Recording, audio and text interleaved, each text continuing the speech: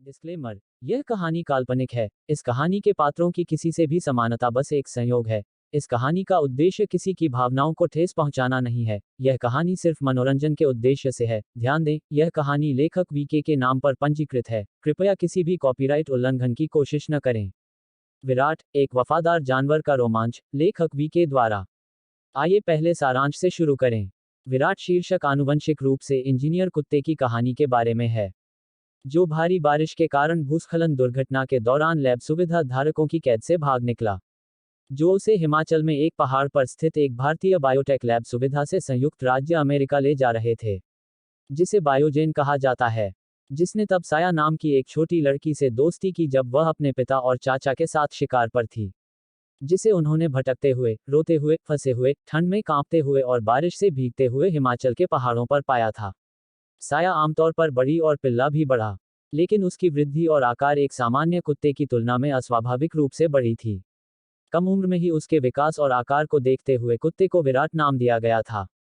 साया और विराट ने अपने कट्टर दुश्मन डॉक्टर नोलैंड के साथ एक उग्र लड़ाई लड़ी। आइए मुख्य कहानी से शुरू करते हैं। कहानी भारत के वर्तमान समय में हिमाचल राज्य में शुरू होती है। पहाड़ों में कहीं बायोजेन नामक गुप्त बायोटेक लैब में पशु जीन इंजीनियरिंग के क्षेत्र में विभिन्न प्रयोग किए जा रहे हैं। अचानक एक पिल्ले कुत्ते के रक्त के नमूने को जीनोम सीरम को स्वीकार करने में सकारात्मक पाया गया, और अंत में कुत्ते को उस सीरम से इंजेक्शन दिया गया। पहले प्रयोग की इस प्रक्रिया में मरने वाले अन्य कुत्तों के नमूने की तुलना में इस कुत्ते के शरीर की कोशिकाएं पूरी तरह से स्थिर पाई गईं। ये कुत्ते कोई और नहीं बल्कि उसके माता पिता, उसके भाई और बहन थे। डॉक्टरों ने इस बारे में डॉक्टर नोलैंड को जानकारी दी। उन्होंने आगे के मूल्यांकन के लिए कुत्ते को तुरंत संयुक्त राज्य अमेरिका ले आने का आदेश दिया। वह दिन अब तक का सबसे खराब बारिश का दिन था, लेकिन डॉक्टर नोलैंड के तत्काल आदेश के कारण, जो बायोजेन कंपनी के निदेशक थे, कुत्ते को उस सबसे खराब बारिश की स्थिति में भी एक ट्रक में चढ़ा दिया गया था ताकि वे उसे हवाई अड्डे से ले जा सकें, जहां उसे बायोजेन के कार्गो विमान में सीधे संयुक्त राज्य अमेरिका ले जाया जाना था। ट्रक लकड़ी के टोकरे में कुत्ते को लेकर लैब फैसिलिटी से एयरपोर्ट की ओर निकल गया, लेकिन पहाड़ों से होते हुए रास्ते बहुत मुश्किल थे और भारी बारिश के कारण वहां से यात्रा करना और भी खतरनाक हो गया। जैसे ही ट्रक एक घुमावदार मोड़ से आगे बढ़ रहा था, पहाड़ की चोटी से अचानक भूस्खलन हुआ और सड़क के सामने पानी की मिट्टी के साथ बड़े पत्थर गिरने लगे। चालक ने तेजी से ट्रक को रोकने की कोशिश की, लेकिन एक दुर्घटना के कारण एक बड़ा पत्थर सीधे ट्रक से टकरा गया। ट्रक पलट गया और सड़क के अवरोध को तोड़ते हुए पहाड़ से नीचे गिर गया। ट्रक पहाड़ की ढलानों से टकराकर गिर गया और बुरी तरह क्षतिग्रस्त हो गया। इस दुर्घटना में चालक सहित उसके साथी की मौत हो गई, लेकिन लकड़ी का टोकरा जिसमें कुत्ते को रखा गया था, गिरने के बल के कारण टूट गया। सौभाग्य से कुत्ता उस दुर्घटना में बच गया और मुक्त भी हो गया। यह उसके लिए एक अनजान जगह थी और बेचारा छोटा पिल्ला यह भी नहीं जानता था कि कहाँ जाना है। बारिश नर्क की तरह बरस रही थी और गड़गड़ाहट की आवाज ने उसे बुरी तरह डरा दिया। अपने आप को छुपाने के लिए वह जंगल की ओर भागा और गहरे में चला गया। क्योंकि पता नहीं कहाँ जाना है, वह पूरे दिन चलता रहा। अगले दिन बारिश हल्की हो गई। कुत्ता गीला था और भूख और डर के कारण ठंड से कांप रहा था। पिल्ला जोर जोर से रोने लगा कि क्या कोई उसे सुन सकता है, लेकिन थोड़ी देर के लिए वहां कोई नहीं था। अचानक कुत्ते ने अपने पीछे की दिशा से कदमों की आवाज सुनी और जब वह पीछे मुड़ा तो उसने देखा कि एक छोटी लड़की दो आदमियों के साथ उसके पास आ रही है। लड़की पहले उसके पास आई और उसे प्यार से देखा। पिल्ला भी उसे देखता रहा क्योंकि वह उसे बहुत प्यारी लग रही थी। जिस क्षण लड़की उस पर मुस्कुराई, उसने उसी क्षण उसके साथ किसी प्रकार का एक मजबूत बंधन महसूस किया। पिल्ला भी अपनी पूंछ हिलाने लगा और उस लड़की की तरफ चला गया। लड़की ने उसे उठा लिया और एक कपड़े से ढक दिया। कुछ देर वे एक दूसरे को सुंदर ढंग से देखते रहे। उसने अपने पिता से पूछा कि क्या वह कुत्ते को घर ले जा सकती है। उसके पिता ने कहा कि निश्चित रूप से वह उसे ले जा सकती हैं। लड़की का नाम साया था और वह अपने पिता बापन और चाचा तपन के साथ इस जंगल में शिकार पर थी। जब साया ने पिल्ले के रोने की आवाज सुनी तो उसने अपने पिता से कहा, यह पता लगाने के लिए कि यह क्या था। साया के पिता ने अपनी राइफल के आवर्धक दायरे के माध्यम से पिल्ले को देखा। अंत में वे सभी पिल्ले के साथ अपने घर चले गए। डॉक्टर नोलैंड और उनकी टीम ने कुत्ते को खोजने के लिए पूरे पहाड़ के जंगल में खोजबीन की, क्योंकि वह उनके शोध के लिए बहुत मूल्यवान था। लेकिन उसका कहीं कोई पता नहीं चला। उसका शव भी नहीं मिला, इसलिए डॉक्टर नोलैंड के दिल में उम्मीद थी कि वह कहीं जिंदा होगा, और थोड़ी सी उम्मीद है कि एक दिन वह उसे ढूंढ लेंगे। साया बड़ी हुई और उसके साथ पिल्ला भी बड़ा हुआ, लेकिन जैसे जैसे पिल्ला बढ़ रहा था, उन्होंने कुत्ते के बारे में कुछ अजीब देखा। क्योंकि उसकी वृद्धि दर किसी भी कुत्ते की तुलना में असामान्य थी। जैसे जैसे वह बड़ा होता जा रहा था, उसकी भूख बड़ी होती जा रही थी, उसकी चतुराई बेजोड़ थी, यह उनके लिए एक रहस्यमय कुत्ता बन गया था। उनके मन में उसकी उत्पत्ति के बारे में बहुत सारे सवाल थे, लेकिन कोई जवाब नहीं था। वह उनके इतने करीब हो गया कि वह उनके लिए एक परिवार के सदस्य की तरह था। सभी बाधाओं को भूलकर वे उसे लोगों की नजरों से छिपाते थे, और जो कुछ भी वे कर सकते थे उसे सब कुछ प्रदान करके उसकी देखभाल करते थे।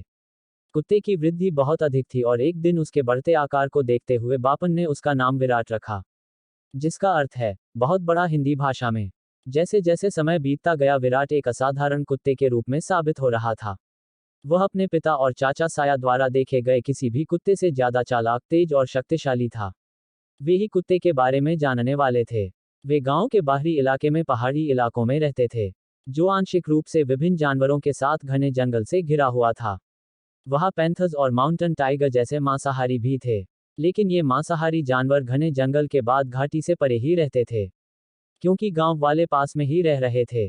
पहाड़ का नज़ारा सुंदर था और अद्भुत था। साया का परिवार आमतौर पर जंगल में उपलब्ध खरगोशों, हिरणों और विभिन्न शाकाहारी जानवरों जैसे जानवरों के शिकार और खेती पर निर्भर थे।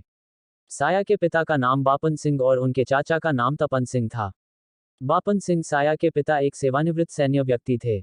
बचपन से ही उन्होंने साया को शारीरिक प्रशिक्षण और हथियारों से निपटने सहित बहुत सारी सैन्य चीजें सिखाईं। साया एक साहसी लड़की थी और इन सब बातों में उसकी बहुत रुचि थी, जो उसके पिता उसे सिखा रहे थे। बापन सिंह की दिवंगत पत्नी का नाम गीता था। वह साया के बचपन की उम्र में ही एक अलग किस्म के तपेदिक के कारण मर गई थी। चाचा तपन की पत्नी मधु थी और उनका एक पुत्र निशांत था। वे शहर में अपने मायके के परिवार के साथ रह रहे थे, क्योंकि तपन सिंह और मधु सिंह के बीच कई मुद्दों पर मतभेद थे। मधु निशांत को एक बेहतर जीवन देने के लिए पहाड़ों से दूर चली गई थी। पहाड़ों में शिकार और खेती को एक व्यवसाय के रूप में नहीं करना चाहती थी, जहां दुनिया हर चीज में इतनी आगे चली गई थी। मधु ने हमेशा अपनी स्थिति की तुलना अपने पारिवारिक पक्ष से की है और चाहती हैं कि निशांत अपने परिवार के बाकी सदस्यों की तरह एक उच्च श्रेणी की स्थिति तक पहुंचे और जिए। साया के पिता का परिवार भी उनकी पैतृक संपत्ति के रूप में हिमाचल के पहाड़ों में विशाल भूमि क्षेत्रों का अधिग्रहण कर रहे थे, जिसे दोनों भाई अपने नजर में रख रहे थे और देखभाल कर रहे थे। मधु और निशांत बहुत पहले ही पहाड़ छोड़ चुके थे। इस बीच बापन सिंह ने विराट की शरण के लिए जंगल में पहाड़ के नीचे एक बड़ी गुफा को ढूंढा था। समय बीतने के साथ विराट अस्वाभाविक रूप से बड़ा हो गया था और उसका आहार बहुत अधिक बढ़ गया था। साया के पिता के घास के मैदानों में विराट के लिए पर्याप्त पौष्टिक भोजन उपलब्ध था। वह साया के पिता बापन सिंह द्वारा तैयार किए गए अनाज, मुर्गियां, जंगली सुअर, हिरण और खरगोश सहित शिकार के जानवर को खाता था। किसी और को कुत्ते के बारे में पता नहीं चला, सिर्फ 3 लोग विराट के बारे में जानते थे, और साया के पिता नहीं चाहते थे कि विराट की खबर बाहरी दुनिया में फैले। पहाड़ों में भी लोग कुत्ते के बारे में कभी नहीं जानते थे। कुछ शिकारियों द्वारा जंगल में देखे गए किसी प्रकार के विशाल भेड़िए के बारे में अफवाहें थीं। जैसा कि एक मुठभेड़ में जब शिकारी रात में जंगल में शिकार के लिए गए थे, तो उन्होंने देखा कि 2 विशाल आंखें उन्हें घूर रही हैं, क्योंकि रात में जानवर की आंखों से प्रकाश बहुत तेज दिखाई देता है। विराट जंगल से उनकी तलाश कर रहा था कि वे वहां वास्तव में क्या कर रहे हैं। वह कोई और नहीं बल्कि विराट था, जिसे शिकारी एक विशाल भेड़िए या किसी प्रकार की आत्मा के बारे में सोच रहे थे। शिकारी बापन सिंह के पास आए और उन्हें पूरी घटना सुनाई। बापन को पता था कि यह विराट है। उसने कहा कि शायद 2 जानवर थे और वे एक पेड़ या एक बड़े पौधे पर चढ़ गए होंगे जहां से उनकी नजरें उन्हें देख रही थीं। उसने उन्हें आंशिक रूप से आश्वस्त किया कि रात में उनके साथ उनके दिमाग ने खेल किया होगा। उन्होंने उन्हें चिंता न करने के लिए कहा और उन्हें आश्वासन दिया कि वह पहाड़ पर किसी भी अन्य ग्रामीण की तुलना में जंगल के अधिक निकट रहते हैं, और उन्होंने इस तरह के दृश्यों को कभी भी रात में और न ही दिन में शिकार के समय अनुभव किया था। कृपया घर जाओ और थोड़ा आराम करो। बापन ने शिकारियों से कहा कि सब कुछ ठीक हो जाएगा और अगर कुछ दिखाई देता है तो यह पता चल जाएगा। मैं आपको जरूर बताऊंगा। इस तरह बापन ने वहां की स्थिति को संभाला और कहा कि शिकारी शांत हो जाएं, और बड़ी चतुराई से उन्होंने उनसे विराट का रहस्य बचा लिया। बापन के उदार और मददगार स्वभाव के कारण गांव के शिकारी उनका बहुत सम्मान करते थे और उन्होंने इस विषय पर ज्यादा सवाल नहीं किया। तब से बापन विराट को लेकर काफी सतर्क थे। जंगल में जिज्ञासु अन्वेषण के दौरान साया ने विराट को सावधान रहने के लिए निर्देशित किया। अगर किसी ने विराट को देखा होता तो वे पूरे गांव में घाटी के आसपास की खबर जरूर पहुंचाते। अगर यह खबर फैली तो इसका मतलब होगा विराट को मारना या उसे कैद में ले जाना। यह साया को दुखी और टूटा हुआ बना देगा क्योंकि वे बचपन से ही एक साथ इतने करीब आ गए थे कि वे एक साथ एक जानवर और एक इंसान के बीच एक अद्वितीय बंधन के विभिन्न पहलुओं में सीखने और खुद को कुशल बनाने के विचारों को साझा कर रहे थे। बापन और तपन उसे समान रूप से प्यार करते थे। इसी बीच साया 15 साल की हो गई। साया और विराट एक दूसरे के साथ चालें खेलते थे। जैसे एक दिन साया विराट से एक विशाल पेड़ की चोटी पर छिप रही थी। विराट ने उसके गंध से उसे ढूंढ लिया। क्योंकि साया पेड़ से नीचे नहीं उतर रही थी, विराट ने अपने विशाल जबड़े से पेड़ को तोड़ दिया और साया सुरक्षित रूप से उसकी पीठ पर आ गिरी। वे बचपन से ही उनके द्वारा विकसित शिकार की विभिन्न युक्तियों को लागू करते हुए एक साथ शिकार भी करते थे। एक अवसर पर एक जंगली हाथी समूह साया की संपत्ति के फलदार पेड़ों और कृषि क्षेत्रों को नष्ट कर रहे थे। वे 12 के विशाल समूह में थे और वे किसी से नहीं डरते थे। साया ने विराट की मदद से और उसकी दिल दहला देने वाली भौंक से उन्हें खेतों से भगा दिया। विराट के आकार को देखकर वे इतने डर गए कि वे फिर कभी खेतों की ओर नहीं लौटे। उस दिन विराट की भौंक शक्ति से साया हैरान रह गईं। विराट और साया एक पहाड़ की चोटी पर बहुत समय बिताते थे जहां के नज़ारे अद्भुत थे और साल के लगभग आधे साल तक पानी की एक धारा बहती थी। यह पहाड़ की चोटी वही पहाड़ थी जिसे बापन सिंह ने विराट के लिए ढूंढा था। विराट उस पहाड़ के नीचे एक विशाल गुफा में रहा करता था। यह पहाड़ एक छोटा पहाड़ था, लेकिन फिर भी इस इलाके पर चढ़ना मुश्किल था। वहां कोई जानवर भी नहीं था और मुश्किल इलाके के कारण कोई भी शिकार के लिए वहां नहीं आता था। विराट साया को अपनी पीठ के बल ले जाता था और उस पहाड़ की चोटी पर चढ़ जाता था। एक अवसर पर विराट और साया जंगल की घाटी की खोज में थे। वे ज्ञात से बहुत दूर जंगल में चले गए, जो किसी भी इंसान से अछूती थी।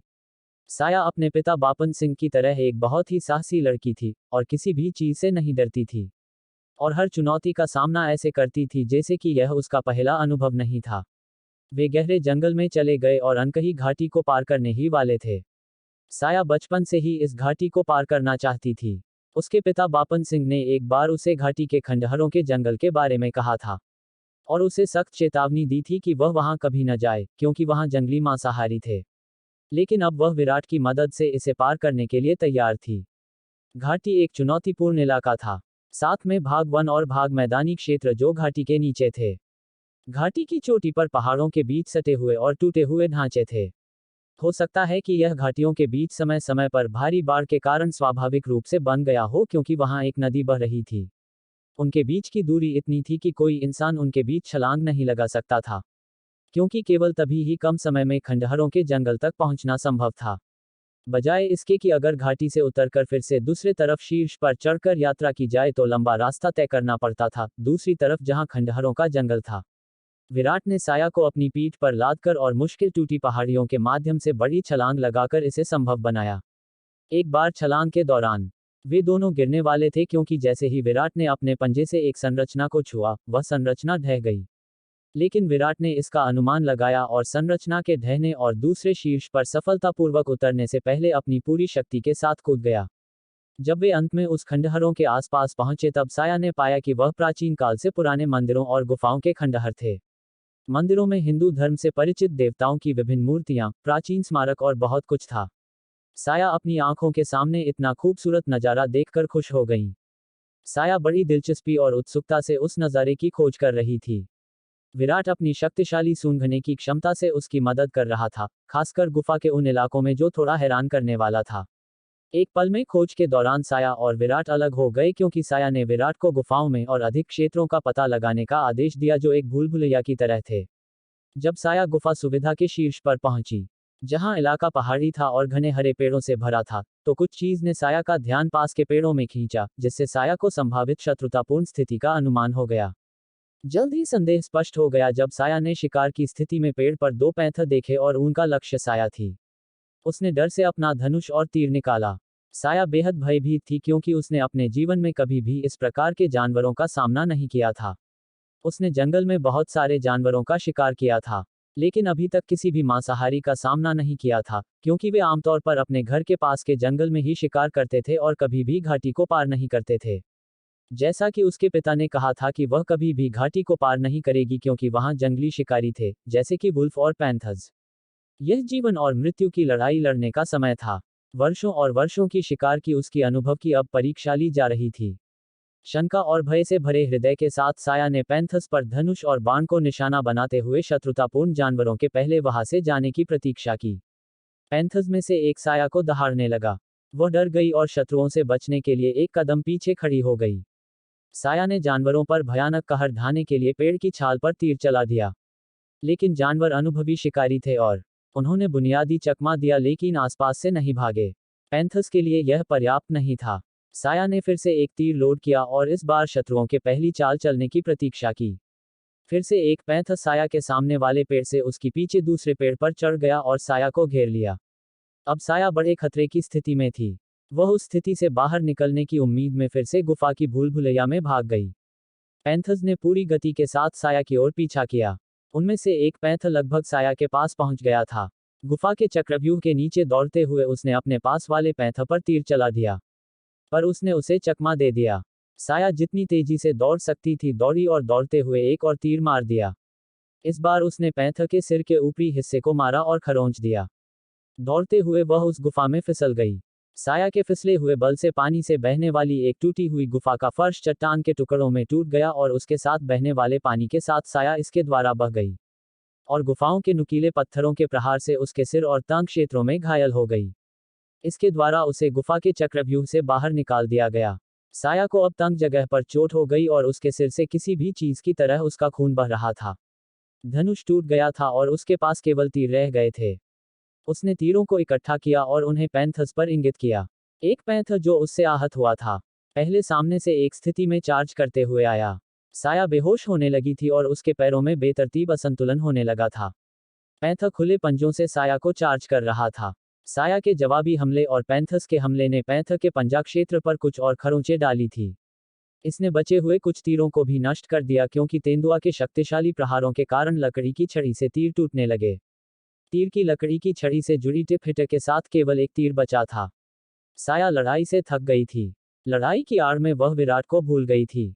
अचानक उसे अपनी धुंधली दृष्टि पर विराट की एक छवि मिली। वह जोर से विराट के लिए चिल्लाई। विराट ने अपनी सुनने की क्षमता के साथ गुफा के भूल भुलैया के नीचे से साया की आवाज सुनी, जहां वह साया के आदेश से अनदेखी चीजों और शॉर्टकट रास्तों की तलाश कर रहा था। विराट साया तक पहुंचने के लिए अपनी अधिकतम गति के साथ दौड़ा और साया की चीख पुकार की ओर पूरी ताकत से गुफा की भूल भुलैया की ओर भागा। पैंथर्स अब साया के प्रतिरोध से चिढ़ गए। उन दोनों ने एक ही बार में साया पर हमला करने की सोची। पहला पैंथर जो साया को चार्ज कर रहा था पीछे हट गया और साया के ऊपर छलांग लगाने का रुख बना लिया। दूसरा साया के पीछे की ओर भागने लगा। साया के करीब पहला पैंथर गर्जना के साथ साया पर कूद पड़ा। साया ने चिल्लाया और सिंगल शेष तीर को पैंथर की ओर किया। वह जानती थी कि अगर वह उनमें से एक को भी मार लेती है तो दूसरे के साथ जीवित रहने की संभावना नहीं है। जैसे ही पैंथर साया के सिर की स्थिति में पहुंचा, अचानक एक बड़े पंजे ने पैंथर को ठोस जमीन पर मार के गिरा दिया। वह पैंथर सदमे में आ गया।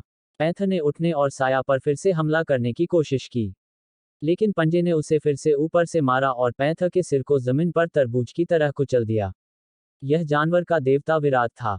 दूसरा पैंथर कुत्ते के आकार से चौंक गया। वह अपने भाई की मौत के लिए दहाड़ता रहा और डरी हुई अवस्था में विराट के साथ द्वैत के लिए वहीं रहा। लेकिन विराट ने अपने शक्तिशाली भौंक से पैंथर को भगा दिया। पैंथर रोया और अपनी जान बचाने के लिए अपने अंतिम दौड़ की तरह भागा, क्योंकि भौंक इतनी शक्तिशाली थी कि इसने इतनी शक्तिशाली बल पैदा की कि भौंक से निकलने वाले बल के कारण पेड़ और पत्ते पीछे हट गए। थकावट के और भौंक के आवाज के कारण साया बेहोश हो गई।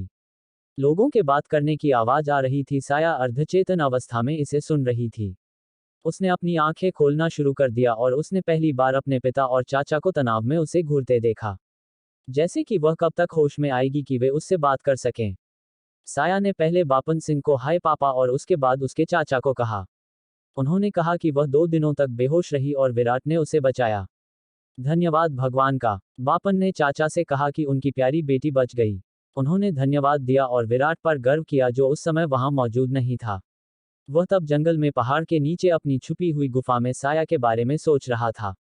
पहाड़ के नीचे गांव से लोग साया को देखने आते थे। साया ने विराट को अपने दिल से धन्यवाद कहा। वह रात सभी के लिए धन्यवाद की रात थी। मधु साया की चाची को साया की दुखद दुर्घटना के बारे में पता चला।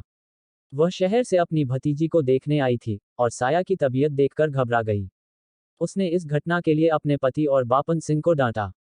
और इसी घटना को एक कारण के रूप में देते हुए कि क्यों उसे इस पहाड़ को छोड़कर शहर में सुरक्षित जीवन जीना पड़ा। इस घटना से पिता और चाचा दोनों शर्मिंदा हो गए। मधु को साया की बहुत परवाह थी क्योंकि उसकी मां की मृत्यु बचपन में ही हो गई थी। लेकिन क्योंकि तपन और मधु के जीवन के बारे में उनके विचार को लेकर हमेशा संघर्ष होता था, वह बचपन से साया के साथ कभी नहीं रही। निशांत साया के कभी करीब नहीं रहा, क्योंकि उसकी पढ़ाई और बचपन शहर में ही गुजरा था। बचपन से ही उसके मन में उसके प्रति कोई दया नहीं थी। दूसरे शब्दों में, वह साया से ईर्ष्या करता था क्योंकि उसका व्यवहार निशांत से कहीं बेहतर था और उसके माता पिता दोनों साया को बहुत पसंद करते थे। वह साया के पिता से भी ईर्ष्या करता था क्योंकि वह सोचता था कि वह और साया उसके माता पिता के रिश्ते में परेशानी का कारण थे। बेशक वह गलत था। निशांत बचपन से ही महत्वाकांक्षी था लेकिन एक नकारात्मक इंसान था और तेजी से सफलता और प्रसिद्धि चाहता था। वह एक बायोजेनेटिक इंजीनियर बनना चाहता था और उस समय के शीर्ष पर एक बायोजेनेटिक कंपनी बायोजेन में शामिल होना चाहता था। यह कंपनी पालतू जानवरों, घरेलू और जंगली जानवरों के लिए अपनी विभिन्न दवाओं के लिए विशेष रूप से प्रसिद्ध थी, लेकिन वास्तव में वे पशु जीन बढ़ाने, मिक्स जीन संतुलन और पशु जीन इंजीनियरिंग के क्षेत्र में बहुत सारे बायोजेनेटिक प्रयोग कर रहे थे। बायोजेन भूमि और पानी सहित विभिन्न जीवों के डीएनए को मिलाकर एक अंतिम जीनोम सीरम बनाने की कोशिश कर रहा था, जो जानवरों को किसी भी घातक क्षति या वायरल, बैक्टीरिया और आनुवंशिक रोगों से जल्दी से ठीक कर देगा और उनके आनुवंशिक डीएनए ढांचे को भी बढ़ाएगा और फैलाएगा। ऐसी अफवाहें थीं कि सरकार के जैव अनुसंधान और विकास विभाग द्वारा अनुमति से कुछ अलग प्रयोग किए गए हैं। क्योंकि यह अवैध था, यह दुनिया भर में चलने वाली एक बहुराष्ट्रीय कंपनी थी जिसका प्रधान कार्यालय यूएसए में था। निशांत उस कंपनी में नौकरी पाने का मौका चाहता था क्योंकि वेतन अच्छा था और वह इस कंपनी में अपना नाम भी चाहता था। और केवल वही कंपनी उसे उसकी सपनों की जिंदगी दे सकती थी। लेकिन काफी कोशिशों के बाद भी उसे कंपनी द्वारा भर्ती नहीं किया गया, क्योंकि वे योग्य रैंक वाले लोगों को चाहते थे और निशांत के पास कुछ मापदंडों की कमी थी। मधु जबरन निशांत को हिमाचल के पहाड़ों पर ले आई ताकि वह साया को देख सके, क्योंकि उसने बचपन से ही उसकी परवाह नहीं की थी। लेकिन उसकी मां ने उसे जबरदस्ती आने और अपनी चचेरी बहन साया से एक बार मिलने के लिए मना लिया। वह अपनी मां के साथ वहां आया था, हालांकि उसे साया के मामले में कभी दिलचस्पी नहीं थी। उसने ऐसा दिखाया कि वह उसे बहुत याद कर रहा था। 2 दिनों के बाद निशांत पहाड़ से नीचे शराब पीने के लिए गांव गया और वहां अच्छा समय बिताया। वहां बार में, वह एक शराबी बूढ़े शिकारी के साथ बातचीत कर रहा था जिसका नाम लालजी था। उसने उसे साया के घर से दूर पहाड़ों की चोटी पर जंगल में एक विशाल भेड़िए के बारे में बताया। बूढ़े शिकारी के इस कथन से वह विचलित हो गया और अधिक जानने के लिए उत्सुक था। शिकारी ने कहा कि उसने कई साल पहले पहाड़ की चोटी पर जंगल में एक विशाल भेड़िया देखा था और उसके डर से उसने तब से कभी पहाड़ पर जाने की हिम्मत नहीं की। निशांत उस जानवर के बारे में अधिक उत्सुक था जिसके बारे में शिकारी ने बात की थी। शिकारी ने भेड़िए की तुलना किसी भी भेड़िए या वर्तमान में मौजूद किसी अन्य भूमि जानवर की तुलना में कई गुना अधिक की। निशांत इस जानवर को देखना चाहता था ताकि वह सुनिश्चित हो सके कि शिकारी जो कह रहा है वह सच है, न कि उसका भ्रम, क्योंकि उसे शराब पीने की आदत थी। लेकिन सवाल यह था कि पहाड़ में ऐसे जानवर को कैसे खोजा जाए और उसे कहां खोजा जाए, क्योंकि वह उपरोक्त पहाड़ी वन क्षेत्रों में से किसी को भी नहीं जानता था। और सबसे बड़ी चिंता यह थी कि जानवर पहाड़ के पास जंगल में देखा गया था जहां उसका परिवार रहता है। फिर परिवार ने ऐसे जानवर को कभी देखा क्यों नहीं? क्योंकि उनकी तरफ से अभी तक ऐसी कोई खबर नहीं आई थी। उस रात निशांत अपने पिता के पास गया और इस बारे में बात की। उसके पिता ने पहले कुत्ते की सुरक्षा सुनिश्चित करने के लिए कुछ नहीं कहा। उन्होंने कहा कि स्थानीय लोग सभी रूढ़िवादी लोग हैं और सभी काल्पनिक बातें करते हैं। ऐसे स्थानीय लोगों द्वारा बनाई गई कहानियों पर विश्वास नहीं करते हैं। साया दूसरे कमरे से यह सब सुन रही थी। उसने अपने चाचा और निशांत के बीच की सारी बातचीत सुनी। अगले दिन निशांत पहाड़ों में जंगल के पास के इलाकों को खंगाल रहा था। जैसे ही वह जंगल में गहरा गया, वह एक मिट्टी के गड्ढे में फिसल गया। उससे वह चारों ओर से गंदा हो गया। इससे निराश होकर वह उस जगह और पहाड़ों को अपशब्द कहने लगा। जैसे ही वह गड्ढे से ऊपर आया, उसने कुछ अजीब देखा। उसने इंतजार किया और पीछे मुड़कर देखा तो उसने मिट्टी पर एक विशाल पंजे का निशान देखा। भाग 1 का अंत। भाग 2 के लिंक के लिए यह वीडियो का विवरण देखें।